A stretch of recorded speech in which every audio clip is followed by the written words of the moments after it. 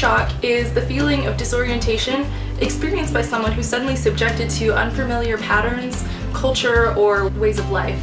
And culture shock can be a really prevalent part of an experience abroad. So there's 4 stages of culture shock. There's the honeymoon phase, the frustration or negotiation phase, the adjustment phase, and then finally the adaptation or acceptance phase. But the first phase of culture shock is the honeymoon phase, and it's the most enjoyable phase of culture shock. It's when you get there and you love everything, and anything that comes up to you is exciting and exotic and interesting, and you just think that you've made the best decision in the world and you're in the best place in the world, and nothing could go wrong there, basically.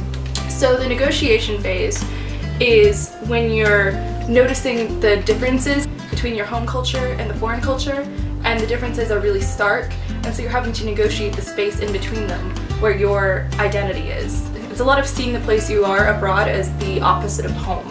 So negotiation is also the frustration phase. It's when basically you're at your lowest in the foreign culture, and a lot of it has to do with a lack of ability to communicate, and it really elevates home a lot more than where you are at the moment. The third phase is the adjustment phase, which basically means you're tackling the problems that you've acknowledged in the second phase. It's kind of where you start to see yourself fitting into the society that you've come to. So you might start changing some of your practices, or you might just recognize that there's differences between the two cultures that you can't do anything about, and you start to accept those kinds of differences. The last phase of culture shock is adaptation, and that's really what everybody ideally wants to get to. It's a bicultural stage where you're able to navigate both home and foreign cultures. But it's not total conversion. You still maintain your cultural identity, and you're really just able to see both places for what they are. And the phases might not be in order, so you might go through the honeymoon phase and then suddenly you've adapted. Maybe you like it so much that you just integrate and you never have a problem, you never have to negotiate anything. That's definitely possible. I think I felt that way when I was in Korea. Even though I was adjusting, maybe I didn't realize that I was adjusting. Cultural assimilation just happened naturally, so that's also a possibility. You might not go through like stark phases of culture shock. So when I was studying in India, I had full-fledged culture shock. It happened pretty much as soon as I got into the city. I felt really disappointed in myself. I felt like the judgments that I was having about the other culture that I was in were prejudicial and made me a horrible person, and it made me less willing to engage in the culture because I was so scared of my own inability to cope. And ultimately, it's not that what was happening in India was the negative aspect, it was the way that I was beating myself up about the way I was handling it.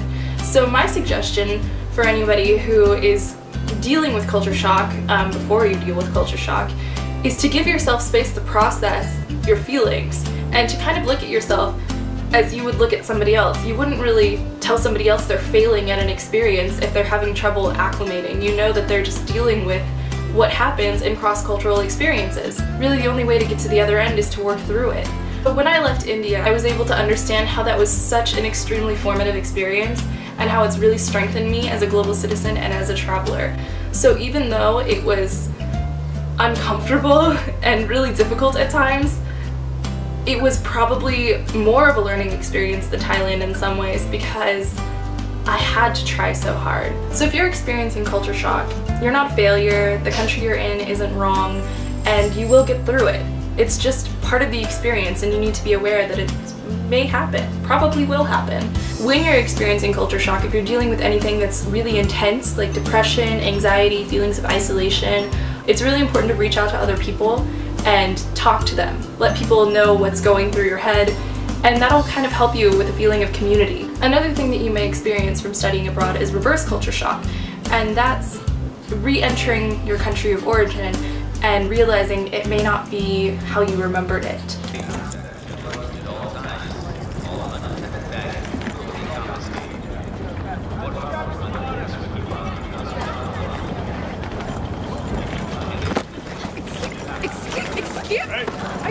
Are you serious? You couldn't wait like what 1 second for me to exit this moving walkway? This country is okay. Nobody has any manners, and do you want to know why? Do you want to know why? Because you're all so self-involved and self-serving, and your behavior here today, sir, was a perfect embodiment of that truth. Okay? Why am I here?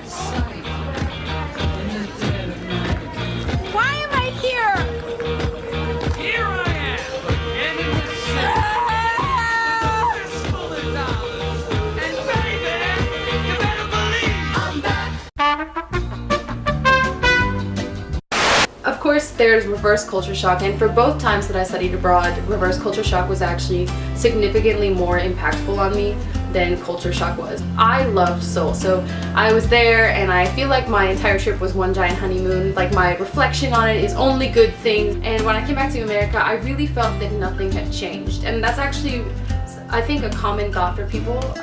So the second phase of reverse culture shock is expectation, and I think expectation can go two ways. It can either be you've expected nothing to change and it seems like everything has changed, or you've expected everything to change and nothing has changed, which was the case for me, and it kind of feels like you have done such a progressive thing in your life and all of a sudden you went backwards, or like what you did didn't actually happen.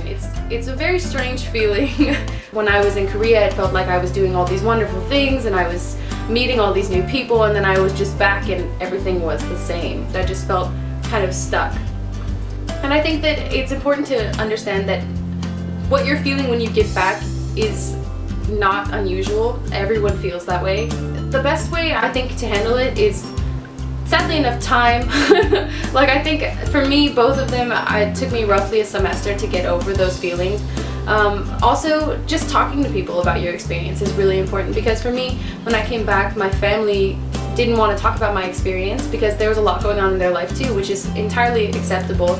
Your friends might not want to talk about, you know, your adventure in some foreign country. They might be more interested in telling you about like their new boyfriend or their new girlfriend, which is fine, and it's normal to be like that, but it's important that you kind of find a community that is willing to talk about what you went through and the experiences that you had in a foreign country, because talking about it and recognizing that other people are feeling the same way is the most important part. I guess the biggest takeaway from culture shock is be understanding of yourself. Culture shock is something that a lot of people go through. The best travelers in the world, I'm sure, have gone through culture shock, or at least that's what I tell myself to feel better. So just know that culture shock is a natural thing that probably will happen, and dealing with it is just part of the wonderful experience that is studying abroad. Actually, watch Tarzan before you study abroad. We should play that right now and just stare into the camera. Hold on, where's my phone? Is that as loud as it goes?